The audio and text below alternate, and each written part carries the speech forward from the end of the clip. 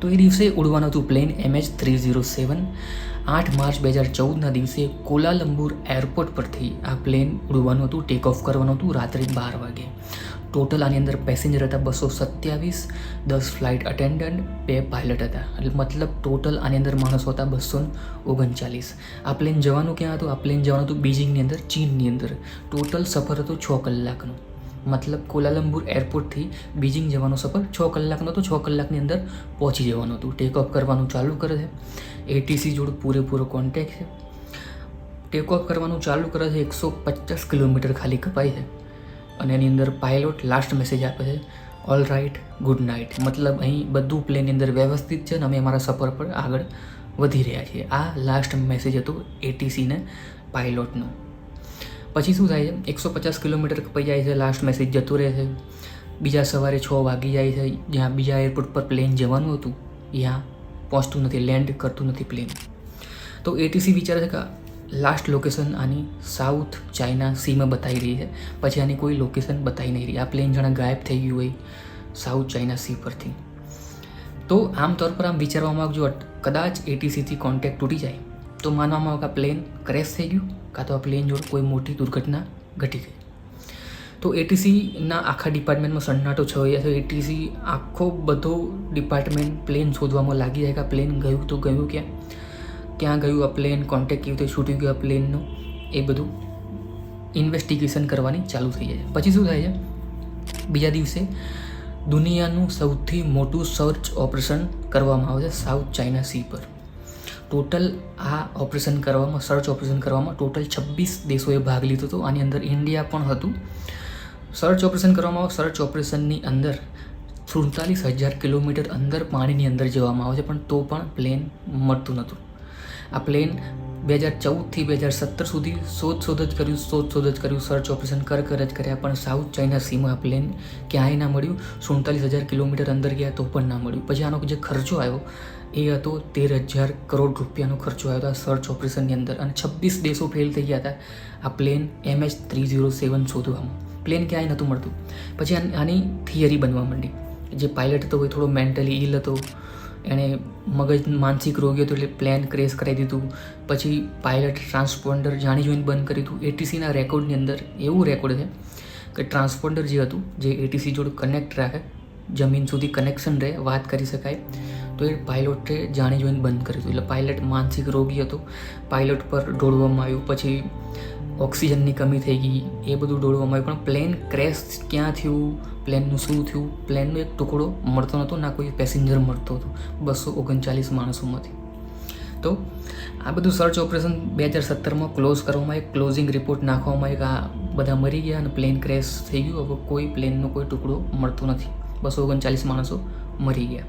પછી આવે છે 2018. 2018માં એક ocean infinity company, private company હોય છે, એ મલેશિયન સરકાર જોડે એક અગ્રીમેન્ટ સાઇન કરે છે કે અમે આ પ્લેનને શોધીશું, પણ મળશે તો પણ પૈસા નહીં જોઈતા, નહીં મળે તો પણ પૈસા નહીં જોઈતા. મતલબ અમે અમારા ખુદના ખર્ચેથી આ પ્લેનને શોધવાનો ટ્રાય કરીશું. તો એ 2018માં ફરીથી આ સર્ચ ઓપરેશન ચાલુ થાય છે પ્રાઇવેટ કંપની દ્વારા.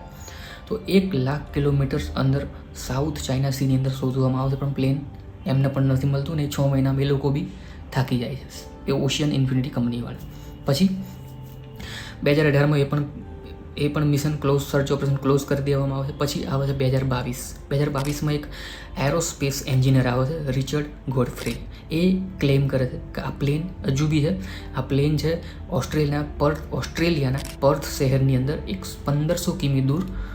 આ પ્લેન તમને એક સમુદ્રની અંદર મળી જશે એવું ક્લેમ કરે છે. એક નવી ટેકનોલોજીથી પ્લેન શોધવાનું કરે છે, રેડિયો એક્ટિવ ટેકનોલોજી, જેથી જૂના રેડિયો સિગ્નલ એની સિસ્ટમ પકડી શકે. તો રિચર્ડ ગોડફ્રે એની જે રિસર્ચ હતી એ બધાને મલેશિયન સરકારને બતાવે, પણ કોઈ એની રિસર્ચને કોઈ સપોર્ટ કરતું નથી. બધા એને ક્રિટિસાઇઝ કરે કે આ રીતે થોડી મળતું હોય. અને એણે એ બી ક્લેમ કર્યો કે 4000 કિલોમીટર જ છે, બહુ વધારે દૂર નથી, અને આ પ્લેન તમને આરામથી મળી જશે. ખાલી 1 વર્ષનો ટાઈમ લાગશે અને આ પ્લેન આપણા સામે હશે, MH307 નામનું પ્લેન. તો એને બી બધા ક્રિટિસાઇઝ કરે છે, એનું બી કોઈ માનતા નથી. પછી એને જ રિસર્ચ ઉપર બીજી એક રિસર્ચ કરવામાં આવે છે. કદાચ આ રિસર્ચ રિચર્ડ ગોડફ્રેની સાચી હોય તો એક ડ્રિફ્ટ એનાલિસિસ બેસાડવામાં આવે છે આના પર. ડ્રિફ્ટ એનાલિસિસમાં એવું હોય છે કે આ જે પ્લેન કદાચ ઓસ્ટ્રેલિયામાં જ હશે, પર્થ શહેરના 1500 કિમી દૂર 4000 કિલોમીટર અંદર જો આ પ્લેન હશે તો આના પ્લેનના ટુકડા ત્રણે કઈ બાજુ જશે એ ડિટેલમાં જાણવામાં આવશે. તો એ પ્લેનના ટુકડા મેડાગાસ્કર અને આફ્રિકા બાજુ ગયા હશે એવું માનવામાં આવે છે. તો 27 ટુકડા મળ્યા પણ છે મેડાગાસ્કર અને આફ્રિકા બાજુથી. એ 27 ટુકડાનો ફોટો આ જોઈ લો. પછી આવે છે 2025 માર્ચ મહિનો, આગળનો મહિનો. ઓશિયન ઇન્ફિનિટી કંપની યાદ હતી જે 2018માં મતલબ ફેલ થઈ ગઈ હતી, શોધી નથી શકી. એણે નવો એક કોન્ટ્રાક્ટ સાઇન કર્યો છે MH307 નામથી મલેશિયન સરકાર જોડે. એમાં એવું સાઇન કરાવ્યું છે એમણે કે જો પ્લેન મળશે તો તમારે 5000 કરોડ રૂપિયા આપવા પડશે ઓશિયન ઇન્ફિનિટી કંપનીને, અને જો નહીં મળે તો અમારા ખર્ચેથી અમે ભોગવી લઈશું. ઓશિયન ઇન્ફિનિટી જે કંપની છે એની જોડે એડવાન્સ મશીનો છે. એડવાન્સ મશીનોથી એ નીચે 47000 કિલોમીટર જઈને સ્કેનિંગ કરી શકે ને આ પ્લેનને શોધી શકે. તો આ 3-4 મહિનામાં આપણી સામે હશે MH307 નામનું પ્લેન. પણ આની અંદર એક વસ્તુ વિચારવા જેવી છે, પ્લેન તો મળી જશે પણ 239 માણસો એ ક્યાંથી લાવીશું? આ વિચારવા જેવી બાબત છે. તો આટલા બધા સર્ચ ઓપરેશન કરવામાં આવ્યા પ્લેન પાછળ. MH307 નામના પ્લેન પાછળ 13000 કરોડ રૂપિયા ખર્ચવામાં આવ્યા, અને હજુ બી ઓશિયન ઇન્ફિનિટી કંપની આ પ્લેન પાછળ ભરપૂર ખર્ચો કરી રહી છે. પણ 239 માણસો તો નહીં આવે પાછા. એમના પરિવારવાળાને 239 માણસો ક્યારેય પાછા નહીં મળે. તો આ હતી સ્ટોરી MH307 નામના પ્લેનની, મલેશિયન એરલાઇનના પ્લેનની. તમે આગળના વિડીયોનો બી બહુ સારો એવો રિસ્પોન્સ આપ્યો, સારો એવો સપોર્ટ કર્યો. આ વિડીયોને બી સપોર્ટ કરજો, લાઇક કરજો, શેર કરજો, સબસ્ક્રાઈબ કરજો. જે બી તમને ઇમ્પ્રુવમેન્ટ લાગ્યું, ખરાબ લાગ્યું, તમે કોમેન્ટમાં કહી શકો બેઝિઝક. ઠીક છે, હું મળીશ તમને આગળના વિડીયોની અંદર. ત્યાં સુધી થેન્ક્સ ફોર વોચિંગ.